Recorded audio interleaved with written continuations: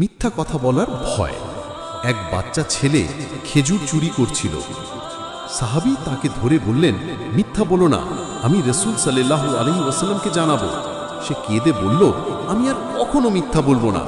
উপদেশ: শিশুকাল থেকেই সত্য বলা শিখতে হয়। একটি গাছ লাগানোর সওয়াব। রাসূল সাল্লাল্লাহু আলাইহি ওয়াসাল্লাম বলেন, যে গাছ লাগায় তার প্রতিটি ফল পাতায় সওয়াব হয়। এক সাহাবী জিজ্ঞাসা করলেন, যদি আমি বেঁচে না থাকি? তিনি সাল্লাল্লাহু আলাইহি ওয়াসাল্লাম বললেন, তবুও সওয়াব চলতে থাকবে। উপদেশ: সাদকা জারিয়া, এমন দান যা মৃত্যু পরেও সওয়াব দেয়। ক্ষমার প্রতিদান। এক ব্যক্তি প্রতিদিন তার প্রতিবেশীকে কষ্ট দিত। সাহাবী সেই লোককে কিছু বলতেন না। রাসূল সাল্লাল্লাহু আলাইহি ওয়াসাল্লাম বললেন, ক্ষমাশীল ব্যক্তি বড় মুমিন। একদিন সেই প্রতিবেশী এসে লজ্জায় মাফ চায়। উপদেশ: ক্ষমা মানুষের হৃদয়ে জয় করে।